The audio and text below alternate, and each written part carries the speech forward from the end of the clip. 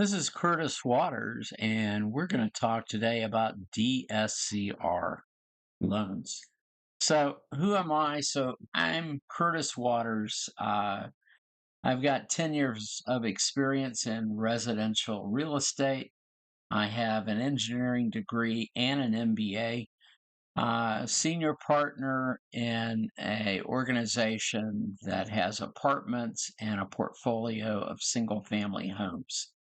I facilitate meetings for Real Estate Hobby Millionaire. I'm the publisher of EntrepreneursReport.com, and I'm also the broker in charge for Real Estate Realty, where we deal with individual investors from purchase to portfolio. So DSCR stands for debt service coverage ratio. So it's a kind of a loan where the lender is evaluating the borrower's capability to repay a loan. So what he does is he calculates a ratio, the debt service coverage ratio, to make sure that there's funds there every month from the rent in order to pay the mortgage. So I want to give you an idea as to how you would calculate this. So it's, let's say you have a multifamily property. The rent is $11,000 a month. If I look at utilities paid by the landlord, the maintenance, the property management fee, let's say the net operating income is $8,000 a month. The lender is going to look at the taxes and insurance, then allocate that by month, plus the principal and interest on the loan that you get. And let's say that loan was $6,000 a month.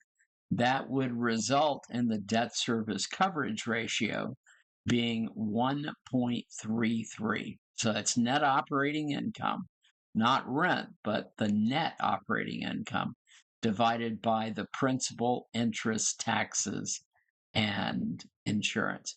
So a good debt service coverage ratio generally is going to be between 1.15 and 1.35. A lot of lenders will tell you, well, we're looking for between a 1 and a 1.2. If the ratio is less than 1, that indicates to the lender that there's not enough cash flow to cover the debt that's there, and that's a red flag. There are lenders that will do a loan, but generally they're going to charge a higher rate. The other thing that, of course, affects the DSCR is the calculation of the monthly principal and interest. Essentially, what you'd see in an amortization table. The longer the term, generally the lower the payment. So we generally recommend that you look at a 30-year loan. If you have a low DSCR, like I said, the lenders are going to go in and look at their risk and probably increase the interest rate or the points you might be paying. So how do I improve the DSCR if a lender says, well, it's not high enough? What can you do to increase your net operating income? You might increase the rents. Shoot, that's the best way to increase your net operating income. Maybe you cut unnecessary expenses, or you look at the other factors that come in. Like I said, the term, the interest rate, and so on. If you increase your net operating income, the other nice thing about this, when you look at cap rate, you increase the net operating income, you're also increasing the value of the property.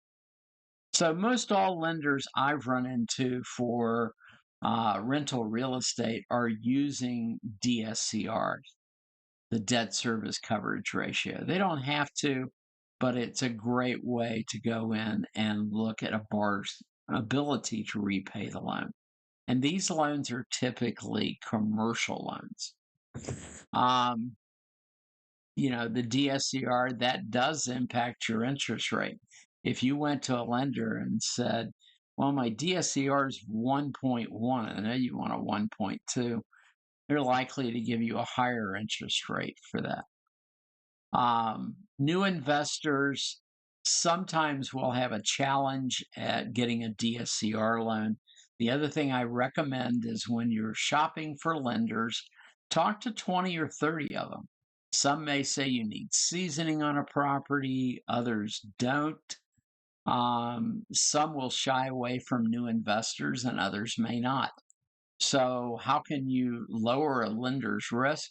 Maybe you bring on a partner who has experience, or potentially you talk to the lender about other things you can do.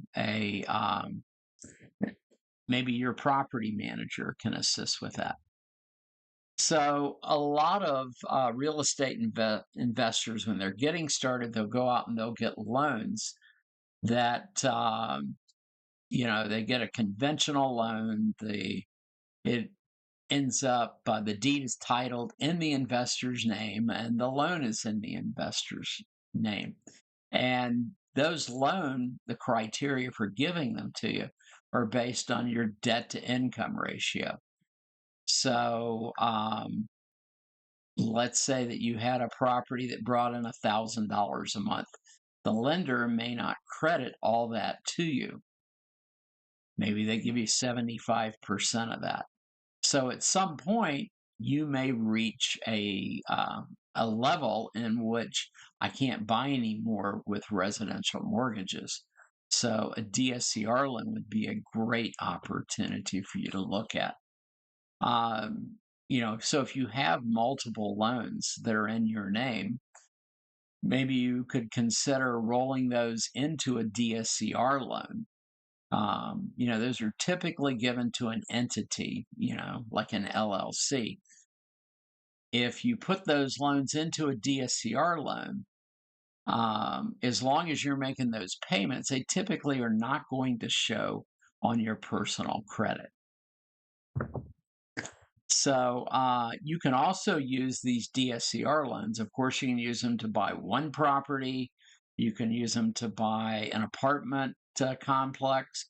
You can also use a DSCR loan to purchase a portfolio of properties. Perhaps you see an opportunity, I want to buy 5 single family homes. You can roll that into one blanket portfolio loan. That way you have one closing and you only make one payment each month. So it's simpler for you and it's simpler for the lender. So for more information, go to my website, entrepreneursreport.com/DSCR. And on that site, you will see various calculators that I have, including for DSCR, cap rate, and cash on cash return. Thank you, and I look forward to seeing you on the next video, and please like and subscribe.